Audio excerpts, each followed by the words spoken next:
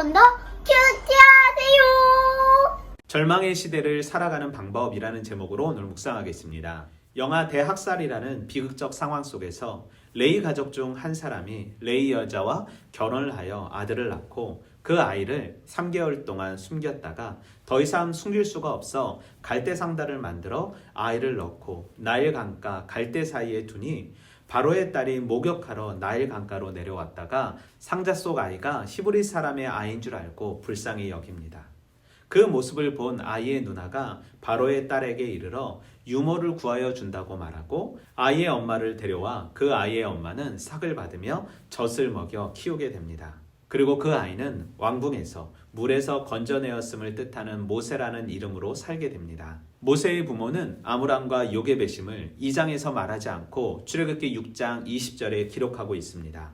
아마도 당시의 결혼 정년기의 사람들이 유아학살이라는 핍박을 보며 결혼을 피하려고 했던 것 같습니다. 최고 권력자인 바로에 의해 하나님에 대한 약속이 저버리는 것처럼 보였지만 용기 있는 레위 사람들에 의해 하나님의 약속이 계속해서 이어짐을 보게 됩니다. 요게벳은 모세가 잘생긴 것을 보고 석 달 동안 숨겼다고 말하는데 여기서 잘생겼다는 말은 단순한 외모적 판단이 아닌 그의 모습 속에서 하나님의 선하심과 좋은 것을 발견한 것으로 하나님의 창조가 보기 좋았다는 표현과 더불어 하나님의 새로운 창조가 모세를 통해 다시 시작될 것임을 의미합니다. 우리는 본문 속에서 생육하고 번성하라는 하나님의 명령에 순종하기를 원하시는 하나님, 생명의 주관자가 사람이 아닌 하나님임을 알게 하시는 하나님, 때에 따라 돕는 은혜를 주시는 하나님을 발견할 수 있습니다.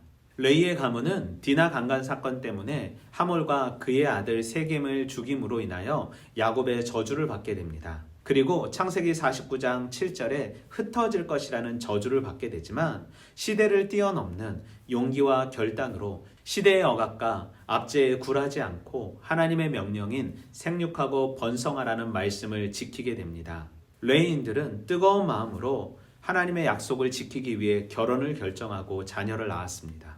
그리고 430년의 노예 생활을 마무리하고 이스라엘을 가나안 땅으로 인도할 지도자인 모세를 출생시키고 더 나아가 제사장 가문으로 레이가 쓰임받게 됩니다. 흩어질 것이라는 말은 제사장 가문으로 땅을 얻지 못하지만 하나님의 영원한 땅을 소유할 수 있는 길을 소개하는 자들로 각 지파에 퍼져 사역하게 됨을 보게 됩니다. 또한 갈대 상자를 만들어 역청과 나무진을 칠해 나일 강가의 갈대 사이에 띄우는 것에서도 노아의 배를 만드는 방법과 동일하였음을 말하면서 한 사람의 헌신과 노력이 이스라엘 백성들을 구원한 것입니다. 엠포 시대, 모든 것을 포기해야 한다고 말하는 이 시대에 하나님을 포기하지 않는 하나님의 뜻을 구하며 하나님의 방법대로 살아가기 위해 말씀에 순종하는 삶, 하나님의 뜻을 구하고 결정하는 삶 살길 소망합니다. 무명의 용사 같으나 유명의 용사임을 알게 하셔서 시대의 조건에 타협하는 인생이 아닌 시대를 뛰어넘어 시대를 이끌어가는 삶 살길 소망합니다. 세상이 두려워 하나님과의 약속을 저버리지 않길 소망하며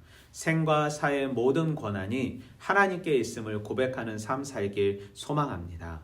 하나님께서 나를 이 땅에 보내시고 살려주시는 것이 나를 위한 목적이 아닌 하나님의 백성을 살리기 위한 목적임을 알았으니 오늘도 나의 가족과 이웃을 살리는 삶 살길 소망합니다. 어두워져 가는 이 세상에서 하나님께서 나를 택하셨으니 사명감 가지고 하나님의 말씀만 전하는, 하나님의 사랑만 전하는 섬김과 사랑의 사람 되길 소망합니다. 오늘도 말씀으로 화이팅!